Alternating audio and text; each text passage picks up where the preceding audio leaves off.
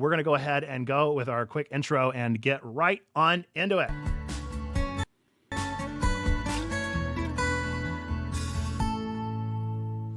Welcome to Twig, your weekly, geekly, family-friendly news show that tackles everything from the Nintendo Switch 2 again to saying goodbye to MatPat with some games in between. If you're listening on the podcast version of the show, be sure to give us a good review. Click that like on YouTube or come and listen live on Twitch every Tuesday night at 8 p.m. Eastern. A couple of quick announcements of some things that you should know about. We are now officially on our own podcast feed, so you will no longer have to go to the Checkpoint Church Hub. We're going to have our own Twig podcast feed out there, probably still through Anchor with all of those wonderful things. We're going to have a little bit of a backlog on there as well, but that now exists because we realized it didn't make sense to keep going into all these different spaces just for one podcast. So instead, we're going to be doing that. I'm also considering additional things for Twig, but we'll see as we get there. This is season 3, so we've got some new advancements, and we've worked out some kinks, and we've had a lot of fun here. This is a live and interactive news show, so continue interacting in the chat. Answer that question of what are you watching, reading, playing. Engage in the news with us as we talk through it, and after, come hang out with us in the Discord. So we're actually going to start. As you can tell, I have a special guest with me. So I'm going to have our special guest today introduce themselves and also answer our first question of what did you watch, play, and read this past weekend. So take it away, my friend. All right, hey everybody. My name is Mike, or Sneaky, or Sneaky Pig, depending on which one, or Squeaky, depending on if you're trombone. All right, what did I play, watch, read? I've been watching really nothing incredibly nerdy. A lot of football because it's playoff football right now. But when I'm doing schoolwork, I don't know why, just nostalgia factor. I need background noise, something. I've been watching Star Trek: The Next Generation. Just running it in the background. It's still one of those great shows that it's Captain Picard is my captain. So just been watching that. So I haven't really been digging anything, paying attention. Reading wise, I just finished The Fragile Threads of Power by V.E. Schwab, which is kind of like her follow up to Conjuring of Magic and that whole series. So it seems like it's going to be the first book of a series of books. So I was very excited to see more of that and to dig into that. And now that I'm done with that book, I can also start reading Lives of Puppets for our Checkpoint Book Club. So I'm very excited to start that. And then I've been playing Power Wash Simulator again because as a brain break, because things have been so chaotic lately that I needed something mindless to play while watching football or just listening to podcasts and whatnot. But mostly I've been doing it on the PlayStation because it's the PlayStation Plus game of the month. And I've been doing it for trophy hunting. And I finished it. And I didn't get the trophy. It broke. Oh, no. So, now I'm sad. That hurt for not, but it's okay. My son and I, we played a couple rounds of it. We need to jump back into it, but we've also been playing together Nobody Saves the World. Oh yeah. Which has been fun. Again, another PlayStation Plus game of the month. So we've been playing that together a little bit off and on. And then it's a fun game. I wasn't sure what to expect. It actually was a lot of fun. So we'll keep digging our way through it. And then lastly, I started playing Close to the Sun for our Button Bash Brigade, which is our Checkpoint video game group. So I probably got through the first 3 chapters, and I read your review of it, and I do concur with quite a bit of it. Only 3 chapters in, so I will finish it. I will. It's a short game. It's a short game. It was so very short, yeah. That works out in its favor. You can get through it pretty quickly, but yeah. Yeah. It's definitely a game, and it's nice to look at. So at the very least, it's got that going for it. Yeah, you can go read my reviews. I've been trying to do a whole new review section, and to the point of Perry, since Perry mentioned it the other day, that is not just for me. Don't just let me write reviews. It's not Nate's review corner. I put that review in the Discord so that everybody could drop some reviews in there, because I would love to hear what you're playing, what you're watching, what you're reading, what you finish, and the scores you give it so that I can check out more of those things as well. So yes, my review for Close to the Sun is there. That's what I've been playing for the last little while. And as Sneaky and I are both alluding to, was not super crazy about it. It was fine. It was okay. I keep walking it back every time I mention it. Yeah. But it was fully voice acted and it was very pretty to look at. And I appreciate it for what it was and for the work put into it. And yeah, enjoyed some of the time, especially if you can get into the lore and the backstory, then you're going to have a good time. And it's quick, more short games. I will always rep more short games. We can have more of those. That's what I love to see. So I am currently watching through so many different anime. Blue Eye Samurai is a real standout for me over on Netflix. If you can get past the insanely mature content rating, like trust them whenever they say that it's a mature rating because it is very mature. Like you need to be prepared. This is a do not watch with your children anywhere in the same house. Like your children need to be away for you to watch this show. And it's very good though. It's really insane action. It feels like if Quentin Tarantino partnered up with the guys that made Avatar: The Last Airbender. That's what it feels like to me. So if you're looking for that kind of story, Blue Eye Samurai, so far super enjoying it. Haven't gotten to the end yet, so I'm not sure if it ends as good as it started, but first couple episodes, fantastic. I also just started one of the anime of the season, Ragna Crimson, and I never have a problem with dubs, and I think I'm going to have to watch this one subbed because the dub is cringe-y. I cannot handle the way they are reading it. It sounds like, I don't even know. It sounds like 4 kids, dude. It's embarrassing. The dub is not good. And as you said, playing Close to the Sun, just finished that one up. I just started a new fantastic game called Lacuna, Lacuna. I got it, I think maybe as a part of a Humble, or maybe it just went on sale or something, but it is a pixel detective noir game and it is so good. I'm so into it. Short game as well, like a 5-hour game, but I have a feeling that whenever I'm done, I'm going to want so much more of this world. I'm enjoying the heck out of it. And then I'm reading In the Lives of Puppets for our book club as well. So those are what you've been watching, reading, playing. Let us know in the chat what you have been up to, what you've been getting into. I'm going to scroll through and see if anybody has dropped any yet, but I don't think I've seen any, at least not while Sneaky was talking. So let us know. Drop in the comments what's been going on. Mayfly, I promise we're not coming at you with Close to the Sun. It's just the gameplay is pretty bad. And some of the things they just don't explain to you. Chapter 3 in particular, I think is probably the worst chapter in the game. So if you've made it through chapter 3, you're probably, it's only level from there. I was going to say up, but it's only level from there. It's not going to go any further down. It plateaued. Exactly. It's going to stay right there. Yes. Okay. I see some reading Fairy Tale, watching Echo. That's on my list, and started a Plague Tale Requiem. Now there you go. That's Sneaky's conversation. We could get him going about Plague Tale. Absolutely. Well, continue letting us know in the chat what you've been watching, reading, and playing. We're going to get into some of our headlines for tonight. We did not go through and highlight these, Sneaky, just because life has been crazy. So let's just go back and forth. I'll take the first one. You take the next one, back and forth. That should work out great. So I will start with our first news story for tonight. Masahiro Sakurai, known for creating the Super Smash Bros. Series, announced that he will end his educational YouTube channel, Masahiro Sakurai on Creating Games, in 2024.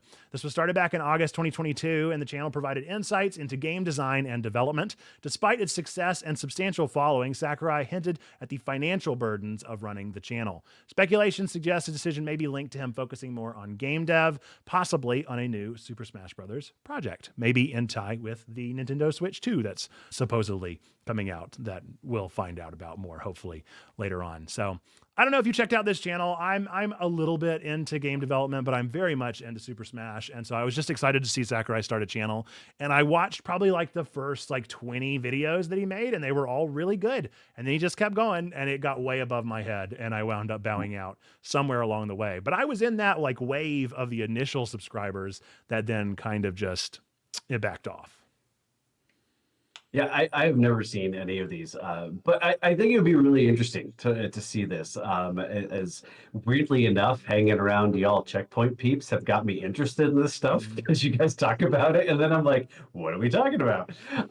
So it's been really cool in that regards. But I like to see channels like this. I think it's a cool thing. So yeah, I'll be curious to see where he's going next. Yeah, and see what he's bringing to the table. So new Smash Bros. Down for that.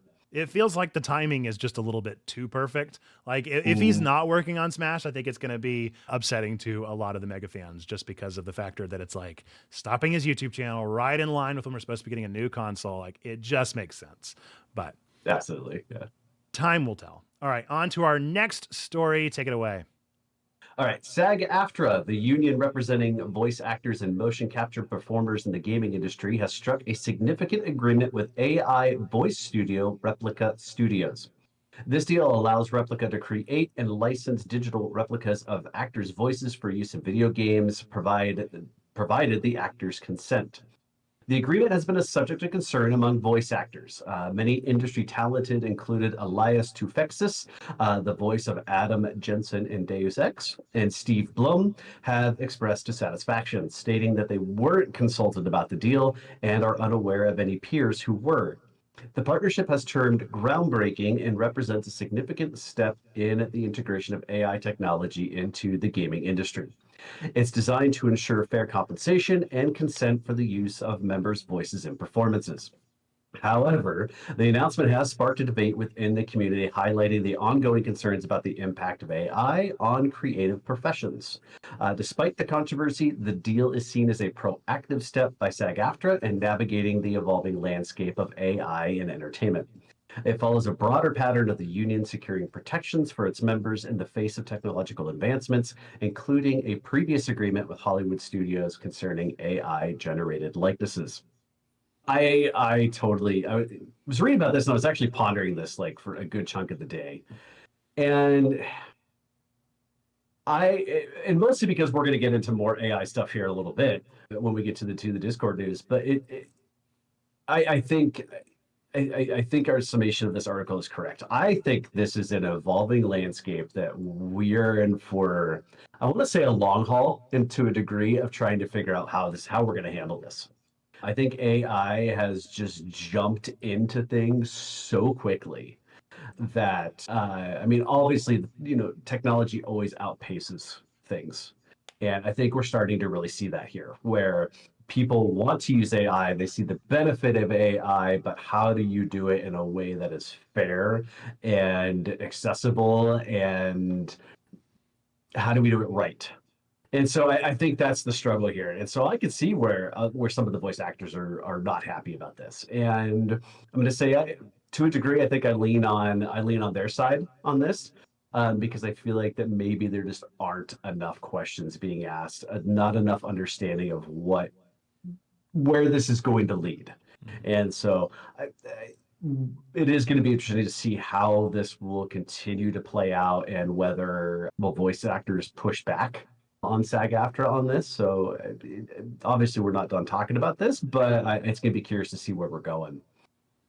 Yeah, it's weird, and it makes me wonder, like, the real issue here is the communication and the lack thereof, and who made this agreement, and what does the agreement process even look like for SAG-AFTRA. Like, I'm obviously not in the union, so I have no idea what their newsletters look like, or what their board meetings look like, or any of their things. I have no clue what's going on with any of it. But it's clear to me that whatever happened here, it went overhead, and it went bureaucracy level of kind of corruption. So something's happening that was sad to see with all the work that's already been done to put up boundaries. It does show a little bit, I think, of kind of Thanos level threat of, like, AI is inevitable. It is going to bleed into the industry.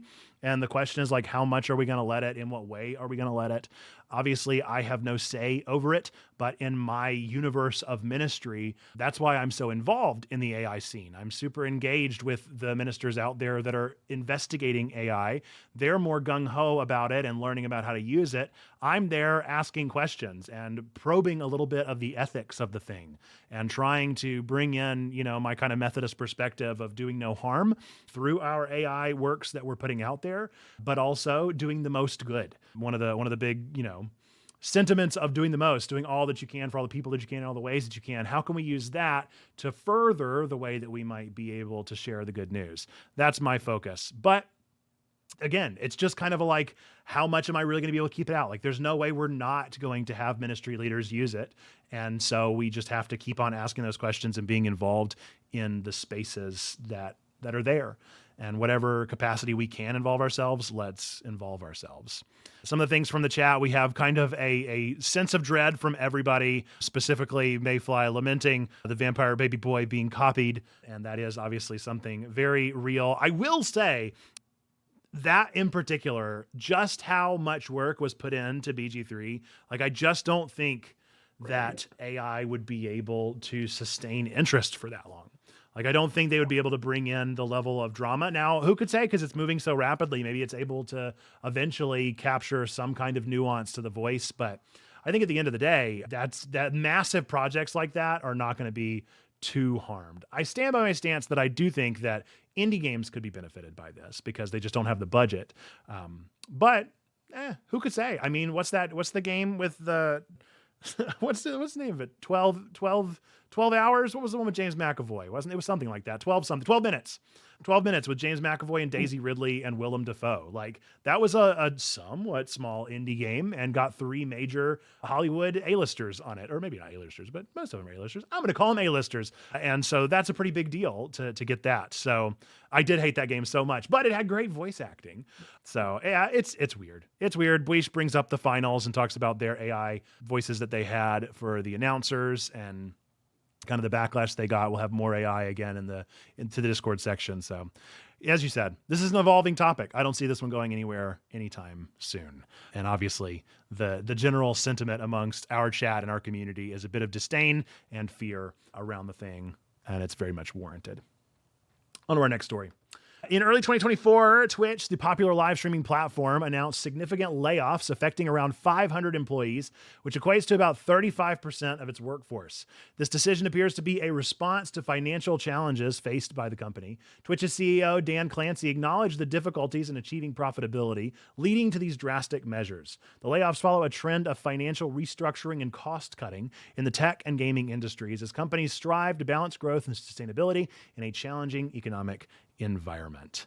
Yeah, we are on Twitch as we're talking about Twitch, and this was kind of a little bit of a shock. Like, this was one I think I even put. It might have been about Discord as well, because Discord's also had a round of layoffs. But these are two that are finally like affecting our neck of the woods. that terrifies me to see that happening on the spaces that Checkpoint inhabits. But yeah. It's weird. It's weird and it's scary stuff. I have a feeling it has more to do with AI as well, and kind of Amazon wanting to put a lot of their eggs in the basket of artificial intelligence and the large language models that are out there right now. And so they want to figure out what can they do to improve that. And so they're like, well, we got to trim some of the fat. And as Dan Clancy said, Twitch is not financially sustainable. It's not reaching that point, and they're having to figure out how to do less with less. Yeah, and I know, yeah. This was you're right. It came as a great shock because it was kind of like, holy cow. And maybe it shouldn't have, considering the fact all the layoffs that have been happening lately. But I wonder how much of this is this kind of a culmination of, like, in a way, like post-COVID economics, AI, like all these things coming together. Like, people aren't hanging out at home as much anymore, so they're not on Twitch all the time, and they're not on Discord all the time, and so I was wondering, like, how much, like, are we, gosh, I hate to say it this way, but like settling back into, pre-COVID life, and are people just getting back into those regular routines where things that were popular for those couple of years, like, are starting to not be. And so is there some of that in there? And I mean, plus you've got, YouTube growing, and you have Kick, jumping in there, and so Twitch is getting some pretty hefty, competition. So I wonder if this is like kind of just a whole bunch of things kind of coming together and finally having an impact. But it could be. It's definitely a melting pot of things. And it's a scary time. I feel for all of our tech industry folks that we have in our community. We are going to talk about the MatPat thing in just a minute, Mayfly. So I mean, it's a weird time to be on the internet, and we're clearly going through quite the evolution right now. Hopefully it is towards its tail end, and we're able to move past it and into a newer, brighter web 4.0 or whatever we're up to now. Let's keep going and move into the next thing. With that, let's move into our next story. All right, the gaming community is abuzz with speculation about the potential release of the Nintendo Switch 2 in September 2024, as hinted by AI Shark, formerly Gameshark, in a press release. While announcing their brand revival in a new AI-enhanced software aimed at helping casual gamers improve their skills, AI Shark unexpectedly linked their launch to the speculated release of the Nintendo Switch 2. Can I put air quotes in that whole sentence? This indirect revelation is in the closest to any semi-official announcement, despite Nintendo not confirming anything about their next console. The gaming world has previously seen hints of Nintendo working on a successor to the Switch, with rumors of private demos and briefings to major gaming companies like Activision. However, confusion arises as Altic Lansing, a partner mentioned in the press release, gave statements that both support and contradict the speculated release date, with no direct confirmation from Nintendo. The gaming community awaits an official announcement to clear the air. Nintendo, just do it. Just rip the Band-Aid off. Just tell us when it's happening. Let us get excited, right? Like there's a no-lose situation here by revealing when you're going to release the sucker. Like, bring in the hype train. Let's make it happen.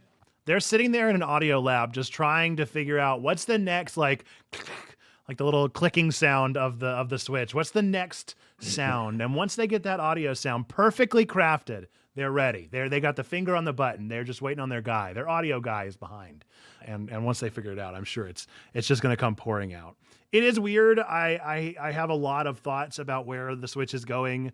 I'm going to get whatever it is, but I do kind of have a feeling it's going to be more DS to DSi than DS to 3DS, or definitely any of their console, jumps that they made between 64, GameCube, Wii U, and now Switch. Like, I think it's going to be more along the lines of their handheld slight improvements. Like, maybe we'll just have a little gentle nudge towards something with the next one. So I'm also kind of like taming my excitement and trying not to be too anticipatory about it and just kind of let it be what it's going to be. And I think that's also why a good point is to pull off the Band-Aid. Like, let's get it over with, because we already know it's going to be underwhelming. Like, this is just not going to be what we need. Maybe it will. Maybe it'll blow us away, but I would not hold my breath. All right, into our next story. So, the upcoming final season of Netflix's Stranger Things, actor Eduardo Franco, known for his role as Argyle in season 4, will not be returning. Franco confirmed his absence himself, stating that he wasn't contacted to reprise his role in season 5.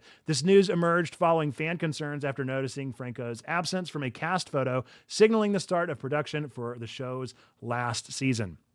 Franco, become a fan favorite for his comedic portrayal of Argyle, the pizza van driving buddy of Jonathan Byers, has expressed understanding of fan concerns, but confirmed he's not part of the upcoming episodes. While the plot details of the final season remain largely under wraps, it is known that the first episode is titled Chapter 1, The Crawl, and will be a part of a shorter season compared to the previous one. David Harbour, another series star, has hinted at a profoundly moving conclusion.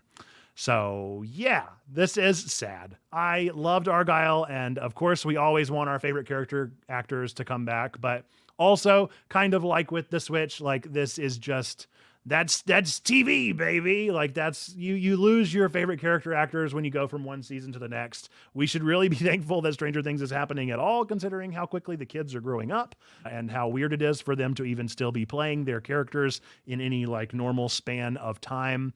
Yeah, I think this is a bummer, and it's especially a bummer that Argyle didn't know. Like, the actor wasn't reached out to or anything like that. But I also think that's probably not the reality of the industry either.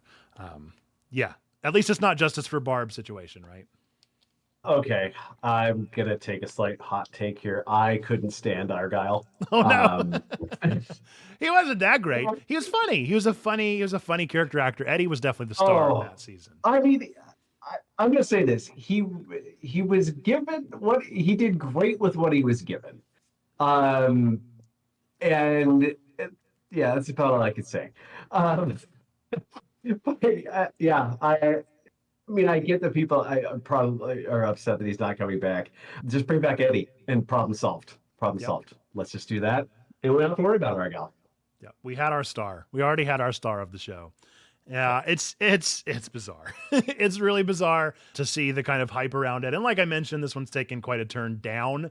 So maybe this was the beginning of like a distraction campaign. Maybe it wasn't even a real thing and it was trying to Stranger Things to like distract from the other issues with the cast. We've had a lot of controversy with the cast before, with the actor behind Jonathan Byers getting in trouble, and now even darker stuff. So it's a mess. And I feel bad because I truly do love the show Stranger Things, and I really do enjoy the story, and I'm along for the ride. And even if they really mess it up in the last season, I'm still going to enjoy every single minute of it. So Yeah. it's a weird place to be, especially just to be a fan of this thing and to try and enjoy it without having to know every little thing that happens behind the scenes. All right. On to I know we got a lot of thoughts in the comments there. Particularly right? Christina. Chris is very upset. And Perry's ready for it to be done. I could use more Stranger Things, but also I have to acknowledge that it's time for it to say goodbye, and it's time for the kids to grow up and move on to other things and other ventures in the future. 100%. I'm a big fan of shows like every show should be 5 to 6 seasons and done. Tell a good story, move on. I totally agree. There's my soapbox. All right, last story.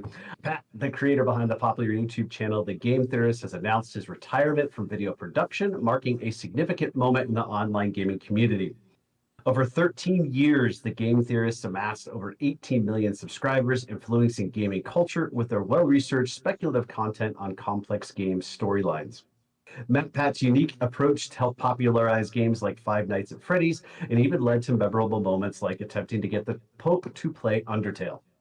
MatPat will continue to host videos until March 9th, 2024, before passing the channel to 4 other creators who have previously appeared on it. The channel plans to release weekly farewell theories leading up to his departure. Fans and viewers have expressed heartfelt gratitude and sadness, acknowledging MatPat's role in shaping their gaming experiences and thinking. The decision to step back comes after years of intensive work and a desire to leave on a high note, especially now that MatPat has a child. His departure is seen as a broader trend among veteran YouTubers reevaluating their priorities. MatPat's signature catchphrase, "But that's just a theory," will be a notable absence for fans who have been sharing favorite clips and moments from the channel as tribute to his impact. The announcement video quickly trended on YouTube, demonstrating the significant influence MatPat and the Game Theorists have on the platform and its community. Okay, so 2 feelings of this. One, obviously, I think like a lot of people, so sad. I don't watch a lot of YouTube and a lot of YouTube channels, but this one I love. And so super sad to see things go with this. But I'm curious to see where they're going to take it. Well, how these other hosts will impact the channel and what, carry it on as best they can. So I think there's some excitement to be had there and how it'll shape up. But I was, again, thinking about this. I mean, 13 years in front of a camera, playing games, writing theories, editing video. I mean, that's a lot of work. And I know we're seeing, a bunch of veteran YouTubers take off right now. And I wonder if it's just that time. A lot of these people have been doing this for quite a while. And I think anytime you do something this intensive, there comes a time when you're like, I just need to breathe. And I'm going to say this jokingly, just know up front that this is a joke, but children ruin everything. And any life that you want to have, don't have kids. It's simple as that. But no, I say that is because I did a bachelor's degree and a master's degree with 2 tiny children. And it was so difficult. I missed out on so much because I had to sacrifice that kid time, to do homework and to focus on school and all that jazz.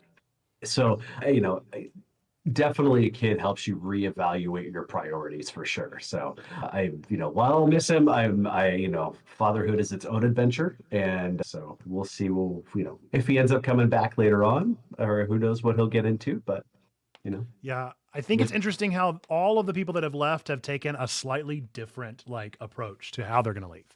Like some people are like, I'm going to make significantly less content. I'm going to focus up and do more Patreon oriented, longer term, do one thing every couple months or short films or something like that. Some people are like ironically doing more content, or they're just refocusing their content onto shorts or to something different because they're seeing that the meta has kind of changed.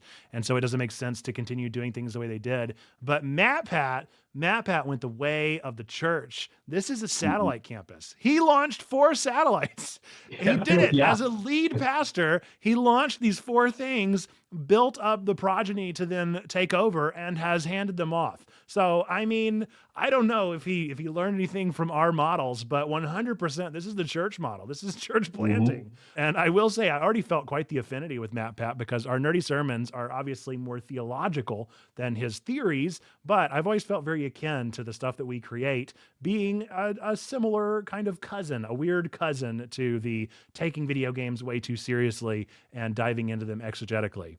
And so I respect MatPat a lot. I hope nothing ever comes out because I do think that he seems like a very genuine person. He is a theater kid at heart through and through. And so I super appreciate Matt and the things that he has offered to the YouTube community. So, but that's just a sermon, a nerd sermon. I love that a lot, Perry. That's very good. That needs to happen. That's very good. Absolutely needs to happen. I haven't done a lot of nerdy sermons on like YouTube specific things other than Milgram, but we could talk about game theory and that could be the closing line because that's real good. It's really good. I like it a lot. Okay. Well, we've had a lot of thoughts on this one, mentioning Tom Scott being another creator that left and some of the thoughts around the crew taking over and people stepping in. And it's good stuff. It's good stuff. And I'm super curious to see what happens next for Matt. And as he continues to probably find a creative itch in another avenue, and we continue to hear things that he's done just with the extra time that he has. And also hopefully takes plenty of time to enjoy being a parent, which I will agree it is the best and worst. And then you have a second one and you're like, why'd we do that? But you love it so much, but oh boy, it does take up a lot of time. No, it is a totally different life. And we'll see. We'll see how much time he's able to offer and how much he shares with us on social media. I hope for his sake and for Ollie's sake that it is less. Share less and enjoy the time more. Okay, we're going to get into everybody's favorite segment of the show.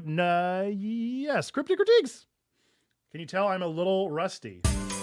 All right, so our cryptic critique of the day is one that Sneaky let me know that he's already been peeking at the hints and is, I think, stumped. Maybe you figured it out after a full 24 hours of thinking. But maybe somebody in the chat will help you. So Cryptic Critiques, this is our game that we do here on TWIG, in which I am going to describe a typically 5-star game, at the very least a beloved game. I'm reading 1-star reviews of that beloved game and seeing if our guest can guess what it is. I would also encourage you in the chat to guess as well, and we'll see who's able to come up with it. Try not to guess until we get, well, Sneaky you've already seen, so there's no spoiling here necessarily, but see if you can guess and come up with the correct prompt, but I will wait until Sneaky offers up a guess before I say what it is. Okay. First prompt is the first 1-star review for this game. They couldn't decide if they wanted to make Uncharted, Dark Souls, or God of War. So they made all 3, and not in a good way. 1-star review, made all 3, not in a good way. Prompt number 2. I thought this game was pretty good until I played Sekiro. There we go. Second prompt, another we're mentioning 2 kind of Souls-like games there. And then my personal favorite prompt. This one got me real good, and this should be the dead giveaway. Prompt number 3, the best current day EA game. And I love some EA slander, so I'll take that all day long. So there you go, your 3 prompts. Couldn't decide if they wanted to make Uncharted, Dark Souls, or God of War, so they made all 3, not in a good way. Prompt number 2, thought this game was pretty good until I played Sekiro. Prompt number 3, the best current day EA game. Any guesses, Sneaky, before we open it up to the chat? I give not. You know how often yesterday and today I would stop and I would just think, and I'm racking my brain and I'm trying to look and trying to think of anything I think of. I couldn't figure it out. I wrote down an answer and I'm not going to say what it is, but because I feel like I'm horribly wrong. And so I'm gonna open it to I the feel chat. like you No, should take the Boomsh, I shot in the refuse. dark. See if you can get it. See No, if you can get it. You could be no, wrong. no. It's all right. I could be wrong. The Sims 4. It's obviously The Sims 4. That's it. They tried to make God of War, Uncharted, and Dark Souls, and they made The Sims. Not wrong. It's the only EA game that exists. Also true. It's the only game that exists. Yeah. Well, so okay. So based on the first prompt, my first thought was Liza P. Ooh, I like it. And then, and the second prompt, I was like, and so I was trying to figure it out. So I know Buish, I felt really bad when I wrote down Liza P because I thought, oh my goodness, if Buish is there and I say that, he's going to be so upset. And then I was like, well, EA. So the EA one like totally threw me for a loop because I'm like, well, that isn't like Jedi Survivor because after that, like I couldn't figure it out. So it's all in the chat. Is that where you want to lay it? You want to give that your guess? Yeah. It is not the second one, but it is Fallen Order. Star Wars Jedi Fallen Order is the answer to this one. So these were some bad reviews for that one, which I feel like was a pretty beloved game. I think the ending was mixed, but there you go. So you totally got it. You nailed it, Sneaky. I'm gonna give it to you. I'll say close. I'm gonna absolutely give that to you. Yeah, it was actually it was not too difficult to find 1-star reviews about this game, but it was incredibly difficult to find ones that weren't just blatant spoilers. Like it would be like this was written by a 5-year-old when fill in the blank, spoiler comes out or whatever. So it was maddening to try and come up with something that wasn't too spoilery.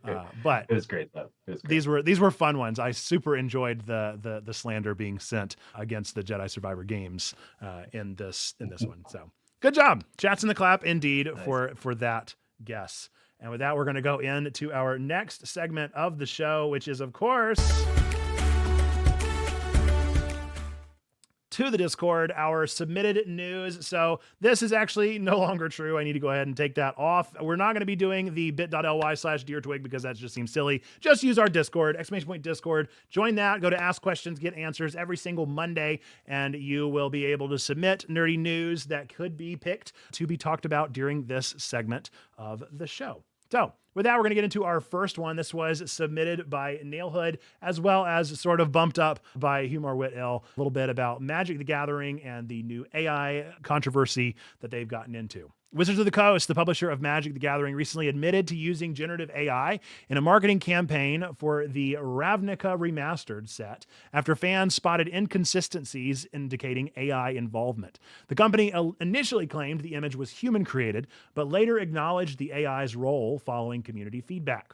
This incident has prompted Wizards of the Coast to update its policies, now explicitly prohibiting the use of AI in marketing materials. This change aims to maintain the integrity of human artistry in their products, reflecting a broader industry trend of evaluating the ethical implications of AI in creative fields. This was a bummer. I can't say I'm like too surprised. I think the biggest surprise for me with this one in particular is one of my favorite parts of Pokemon cards, of Magic cards. I don't think Yu-Gi-Oh does it, but I know that those two companies do it and I love it, is they attribute to artists on every single card. And I have so much respect for that system. I love to see it. I love to go look up the artists whenever they're particularly ones that I love. Like anytime I find one of the Pokemon ones that I super enjoy, I like to keep those cards out and look up the artists later. And I respect that so much that it disappoints me to see a company that in the past has respected it not respect it this time, and so clearly go against what they've done so much work for to promote art in the past. So that's the real bummer for me here. And then the fact that they lied about it, like, come on. We need to do better than that. Where's your PR spinner? Come up with a better thing than just a blatant lie. But yeah, it's a real mess. Yeah, Wizards of the Coast, man. Like one step forward, 2 step back. It feels like on so many things. But yeah, and again, I think this gets to the bigger conversation that we started with, and the fact that all of our Discord news involves AI. Right? I like trying to figure this all out, man. Yeah, as a company, how do you handle AI artwork on your cards? I was scrolling through and every single one.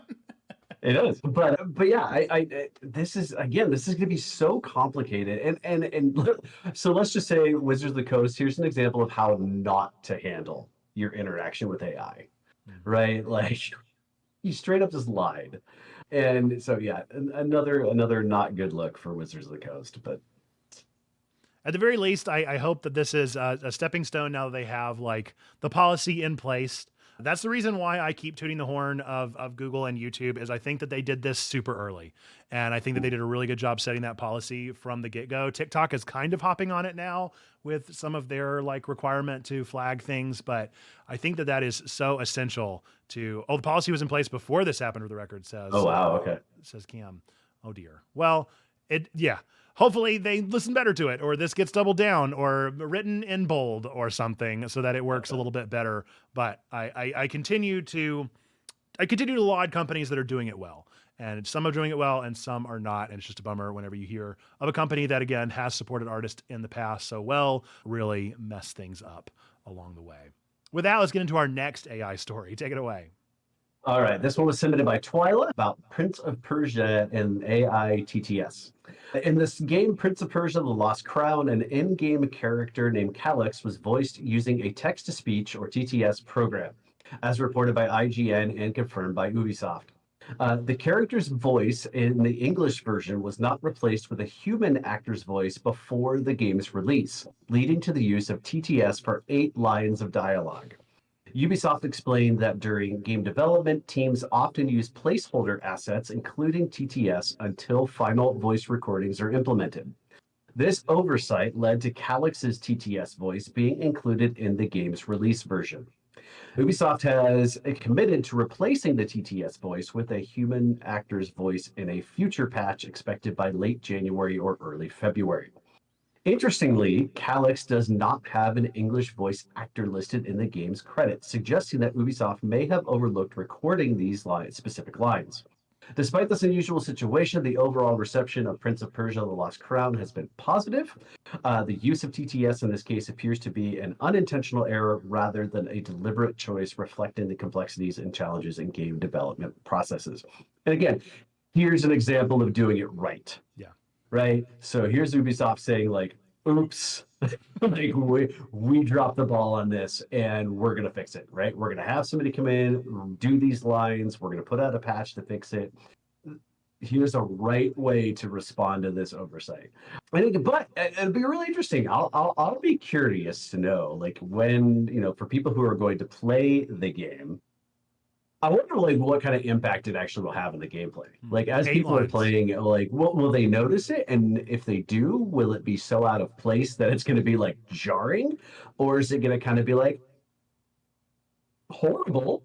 So I'm really curious to see, like, when it gets played, like, people's reaction to this and what actually people will make of it. So what's even funnier about this is that it sounds like they just used like Microsoft SAM or whatever, right?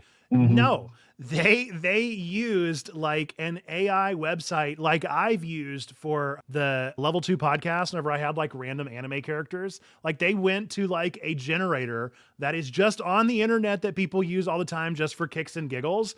And they created these voice lines. And so somebody from IGN actually went and did put like the exact like sentences in for the voice actor and came up with the proper voice and had it generate, and it was identical to the voice that they did. So it's hilarious, really. I think it's a funny whoopsie rather than a kind of sad one, because it shows that somebody at Ubisoft was just a friend who's a digital native who happened to hear about this website, probably found it on TikTok scrolling through, and created voice lines for all the characters just for kicks and giggles so that they could have something to work with before they had voice actors lines. So it really is such an obvious oversight, but I think it's hilarious that we know that the professionals are just using the exact same silly websites that us plebeians are using as well. It's been fun to see a little bit of the kickback from this one, and as well to continue getting hyped for this game that everybody seems to be pretty excited for. Yeah, I'm actually like really shocked at the reviews coming out of it, and people are like enjoying this game like crazy. So I mean, good. I mean, that's awesome. I remember playing the first Prince of Persia game, and I enjoyed it. So I'm excited that people are enjoying it. Yes. All right, into the final bit of AI for the night, I think. Hang on, let me scroll through. I'm pretty sure this is the last time we mention AI for the rest of the night. This one was submitted by Bwish, talking about the Rabbit R1. Rabbit R1, a new AI-powered gadget priced at $199, is making waves in the tech world with its ambitious capabilities. Developed by Rabbit, an AI startup, the R1 is a compact standalone device that offers a unique blend of features. It's equipped with a 2.88-inch touchscreen, a rotating camera, and a scroll wheel button for navigation, all packed into a design created in collaboration with Teenage Engineering. Inside, it runs on Rabbit OS based on a large action model instead of LLM, LAM, which acts as a universal controller for various apps. Unlike typical chatbot models, the LAM was trained by humans interacting with apps, learning to navigate and use them autonomously. The device can perform tasks like ordering groceries, sending messages, and controlling music through a single interface without the need to juggle multiple apps and logins. The R1 screen primarily serves to verify the model's outputs. Additionally, it features a dedicated training mode, allowing users to teach the device specific tasks like photo editing, which it can then perform independently. However, the real-world application and effectiveness of the R1's AI capabilities remain to be seen, especially concerning its adaptability across various devices and platforms. The R1 stands out in the burgeoning field of AI-powered hardware, positioning itself not just as another gadget with chatbot connectivity, but as a potential all-in-one solution for app-based tasks. Despite its innovative approach, the R1's exact role and efficacy in the broader tech landscape are yet to be fully determined, as it combines elements of voice assistants, smartphones, and personal AI devices. Pre-orders are ongoing, with shipments expected to start in March, placing it in direct competition with other emerging AI products in the market that we can also say had much worse marketing. If you haven't heard about the other AI pen or whatever it was, they did a real bad job marketing that thing, and I would say the R1 did a slightly better job, but I am a tech-oriented person, and I still don't think I need this. Could I have it? Yeah, sure, maybe. But I also was immediately swooned by the ChatGPT app that sounds like Scarlett Johansson from Her, and that voice assistant. I was like, that's super interesting. I want to try that. And you know what? I played with it for 5 minutes and then I stopped. I just don't really understand beyond a good TikTok or a viral video what the purpose of any of these is. I don't need it to order my Uber Eats. I don't need it to do any of these things that it's listing. And maybe eventually, this is maybe just me being a hater, but again, I love tech. And so I'm super into it. I like the design, but I'm just not sold. And I have yet to have any of these developers pitch me anything that sounds like actually more effective than what Alexa originally claimed to be. And you know what? It's my Spotify device. That's all that Alexa is. So again, what is the real purpose of this beyond just looking real cool and doing some cool things? Yeah, and I feel the exact same way. There's nothing in this that would cause me to jump up and dive right in and to change anything that I'm already doing. And I have yet to see any of these devices that people are putting out they're going to be working for somebody, but I think in terms of the common folk, nothing to be excited about here yet. That's a great point, St. Bear. Accessibility is a wonderful example of how this could be beneficial, especially at the price point, because accessibility options are notoriously expensive. $199 is not that expensive for what all this can do. So yeah, I think that is a fantastic thing to highlight. I do think that, like Perry says there, general use by us, I'm still just not convinced. I think I would get it as a knickknack, and it would be a $200 knickknack that I might use every now and again. But it's just not going to be the phone replacer for me yet. I would honestly prefer to see it built into my watch. That would be the step for me. When can I get the R1 interface on my watch? I would do that sooner than I would do a weird little square, it's cool. It's a cool concept, but I just am not sold on it as I would be something like a watch. But yeah, accessibility is a great thing to highlight. Yeah, and that is a great thing for St. Bear to point out. Absolutely. And I kind of wish more companies would take things like this and instead of promoting it for general use, maybe promote it as an accessibility tool. Yes. Or even as an ancillary point, at least talk about that. I don't recall that being in this presentation. Maybe it was, or maybe it was in another presentation, but all of these have been super weird, awkward tech bro presentations that just haven't done it for me. And I need a little bit more. Somebody also says, I want more analog of my phone, not less. Give me T9, not this device. Yeah, I don't know. I don't know. We'll see. But at least this was one little bit of AI news that wasn't super controversial. We'll take it. We'll take the one thing lacking a bit of controversy. All right. With that, we're going to get into my personal favorite segment of the show. At this point in nerd history. That's right. It is at this point in nerd history. What has happened in nerd history today on this exact fine date of January 16th throughout time and space? Sneaky, I'll let you take games and then I will take movies. All right. So in 2020, Yakuza Like a Dragon came out. In 2013, Temple Run 2. Man, did I put some hours into that one. It was a good one. Temple Run games, man. Those things they were addicting. 2007, Phoenix Wright Ace Attorney is released on the Nintendo DS. My favorite games of all time. I will hype up Phoenix Wright anytime I need to. Fantastic games, and the DS one was way ahead of its time. I'll also say, like, a lot of the sequel apps didn't do great, but Temple Run 2 did it for me. Like, it was one that was actually pretty decent, and they took it to the next level in a good way. I appreciated that one for sure. And then Yakuza Like a Dragon, I think, is a lot of people's first experience into Yakuza, because I think it kind of reinvented the franchise for a lot of folks and hyped it in some new fun ways. Movies, 2019 on January 16th, Dragon Ball Super Broly came out, and then not really nerdy, but I feel like everyone knows about this movie. 2015, Paddington Bear came out. Yeah. So there you go. There's a wholesome bear movie and then Broly. So two pretty different characters there, but an interesting thing nonetheless. Did any of those do anything for you, Sneaky? Any of the other than Temple Run?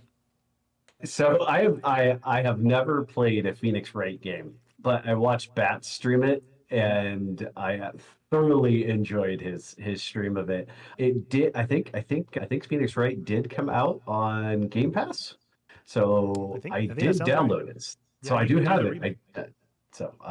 It's on my list, the ever growing list. At the very least, just to enjoy the music. No, absolutely. And Paddington, man, how can you not love Paddington? Right. Love that little bear. All right. Well, that has been at this point in nerd history. Let us know if any of those did anything for you. I saw that Chris said Temple Run 2 is my OG gaming experience, even before I had a Wii or played Minecraft. That is quite a while ago. That was the last time I had an iPhone, was Temple Run 2.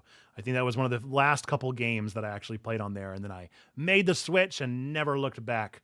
All right. With that, before I get myself in any trouble with the Android versus iPhone debate, we're going to get into a new twist on an old classic, upcoming releases. All right, so the way that we used to do upcoming releases is we talked about literally every single movie, TV show, video game, comic book, or piece of technology that is coming out in the next 7 days. But instead, I thought that that's a lot of work, first off, to come up with all of those and to get them on the document. And second, I don't know if anybody got anything out of it. I don't know if it was in one ear, out the other. For me, it was actually pretty helpful to look through the games and add them to my backlog of wish lists games. But for everybody else, I had a feeling, was this actually doing anything for you? So instead, we're going to do something new, and we're going to pick 3 upcoming releases each to talk about some exciting things coming out in the next week. And I figure we will just go back and forth and talk about some of them. And we could even start with the fact that we have one that does overlap and talk about the hype for the upcoming game. Do you want to start us with that one?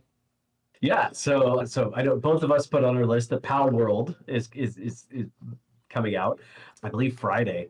And I'm trying to think, what do I say about this? But I know nothing really about this game, but I know that people in our, in Checkpoint Discord, and I know over in Humor Woodhill's Discord, we've been talking about it. And so people are pretty hyped. So you don't know the premise of the game, or you do? I other than your description and I remember seeing a trailer for it, and we were like, hey, it's Pokemon with guns. That's it. You got it. And so I love the ridiculousness of it, but truthfully, the only reason I'm actually really excited to play this is one, it's a game that is different from what I've been playing. Mm-hmm. So it's a nice, like, good, like, just genre breaker. But I'm also like hoping this turns into an actually like a really fun like community game for us. And so I'm like more excited to hang out and play with Checkpoint people with this than anything else because I think it's just going to be a lot of fun. I'm super curious about the like other elements of this game. So they are talking about it's Pokemon with guns. That's an easy selling point. Everybody's bought in from that point. It's on Game Pass. People are bought in. I think it's I don't know if an MMO is the right terminology that they want to use, but I know it's multiplayer and it's a fascinating thing coming out, but also it's like everything that I love in cozy games as well. So they have like farming elements, they have sim elements in there, they have like community building elements in there. And so I'm super excited for like, it is a custom made Nerd Pastor game that forces me to also use guns. Because I never play games with guns, but this is the one that I'll definitely get into. And I'm hopeful, like you said, I'm hopeful that Checkpoint gets into it and super enjoys playing alongside each other. That would be something that would make me really happy about a Pokemon-like game. I just hope it doesn't get canned right away. Surely it's made it this far in the process. Like, come on. They've done their due diligence. Please do not make Nintendo have anything to grip their teeth into to shut this one down. Okay, so Pal World is our first exciting upcoming release. With that, I'll let you get into your other one since the others are different now. Okay, well, since we're talking about guns, so granted, not a new release, but a remaster. So The Last of Us 2 remaster comes out this week. Very excited for this for one simple reason. I've never played the game. So I do have my PS4 copy that I did crack open and I played about an hour. That's as far as I got with the time that I had. So I'm actually really excited for this just because I know there's some of the game modes on there, the lost levels, things like that they're adding in. So I'm very excited to like play through it. And I know like they did with the first remaster where they actually went in and changed facets of the game quite a bit. And so I'm curious to almost play the original game and then play through the remaster part of it and see just like back to back what did they do, and then go in through there and play like some of the lost levels and the guitar mode and things like that. But I'm pretty excited for it. Yeah, it's pretty hyped. I enjoyed, that's a weird word to say. Played Tilu 2 and it was a fantastic game. I don't know if I enjoyed my experience, but it was definitely fantastic and an exceptional experience all around.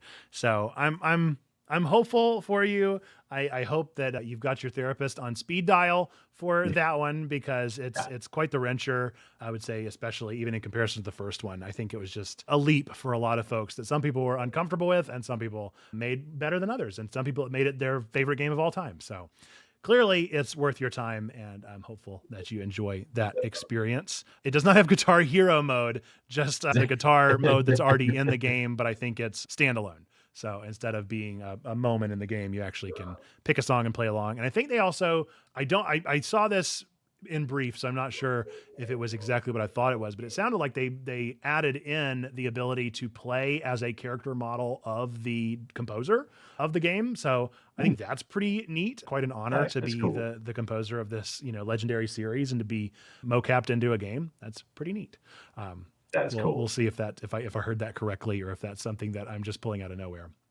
My second pick of an upcoming thing that's coming out that has been on a lot of people's list for a while. If you are somebody that is into the older Adult Swim style cartoons that are a bit irreverent, Has Been Hotel was something that got what's the word? It got like a pilot several years ago and has been something that everybody has talked about forever and ever on the YouTube scene. And now it has officially been greenlit and produced and is coming out on Amazon Prime. The premise of the show: in an attempt to find a nonviolent alternative to reducing hell's overpopulation, the daughter of Lucifer opens a rehabilitation hotel that offers a group of misfit demons a chance at redemption. So I'm excited for this. Ironically enough, this would be a great MatPat theory. So RIP, that's a sad thing. Hopefully this will be one of the ones that our new host digs their teeth into and has a good time with. But I think it's going to be released serially. So it's going to be a slower release. And I just appreciate good, high quality cartoons that are actually willing to tell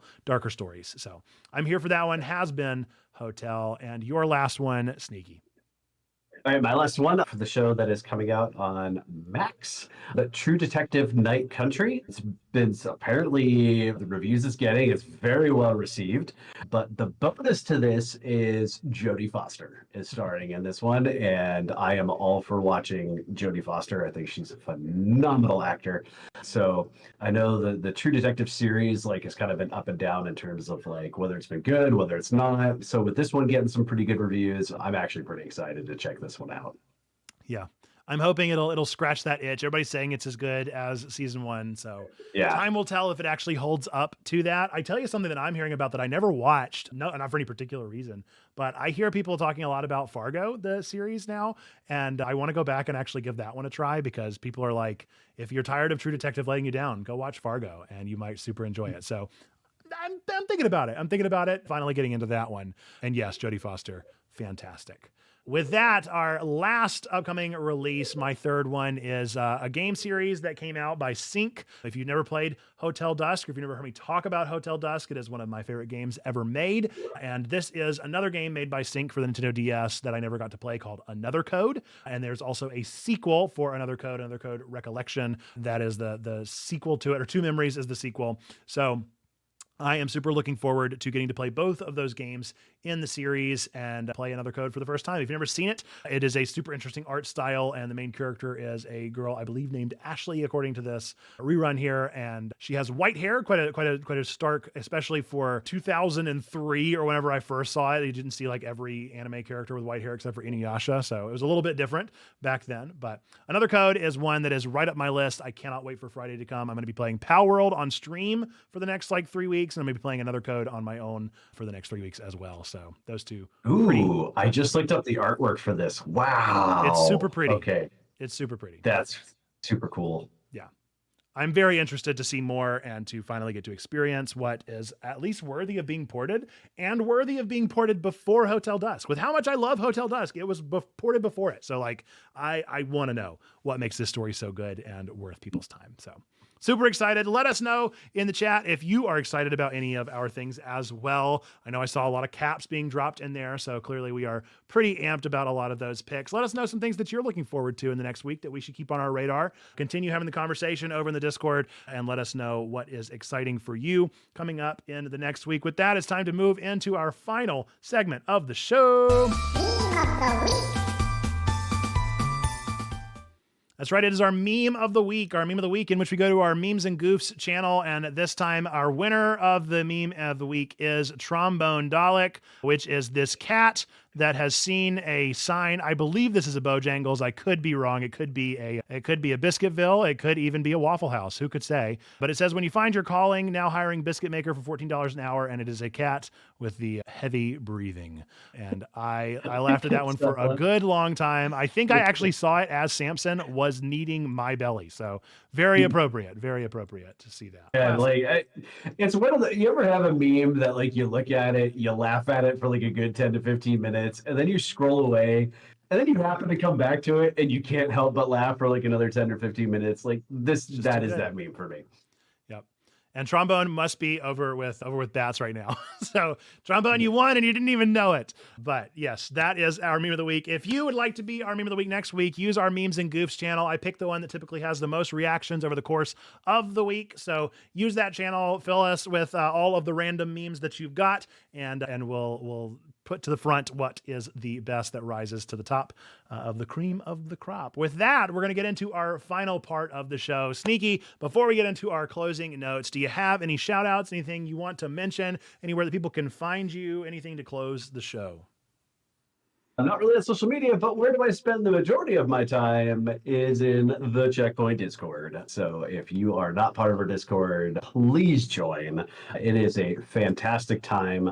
It is the highlight of my everyday. I literally keep it up at work all day long. So in the brief moments that I do sit down at my desk, I do get to jump in there and share some things, interact with people, and it absolutely brightens my day to get to hang out with y'all. So thank you to all the Checkpoint Discord people for just being awesome. Totally agree. With that, we're going to wrap up the show. This has been Twig, your weekly, geekly, family-friendly news show delivered live on twitch.tv/checkpointchurch each and every week, keeping your family connected to the world of nerdy news. If you watched this far, you likely enjoyed this one. So remember to give us a 5-star on your favorite podcast app. Click that like button and recommend the show to all of your favorite nerds out there. Is there going to be Twig next week? Yes, there will be an episode next week. I think with Mayfly, I want to say. Is Mayfly our guest next week? So that should be an exciting time again. I hope you'll be able to join us live for the show or tomorrow whenever it gets posted every Wednesday, typically around 3 p.m. over on our YouTube channel. With that, we are going to be closing the stream with our 3 things. So I encourage you, join us on Discord. With that, we're going to close this, as we always do, with our 3 things that we believe to be true about every single one of you out there, whether you believe in God, don't believe in God, go to church, don't go to church, hate God, hate church. We still believe these 3 things to be true about every single one of you out there. Number 1, that God loves you, like really, really loves you. Number 2, we love you. We want community with you. That's why we do things like this podcast and we hang out over on our digital church of Discord. And number 3, that you, yes, you matter. You are a person of sacred worth. The world's a better place. Why? Because you are in it. Folks, with that, until the next time that we see you, whether it be for next week's Twig or right now on the Discord, I look forward to seeing you then. Till next time, bye-bye. Nope.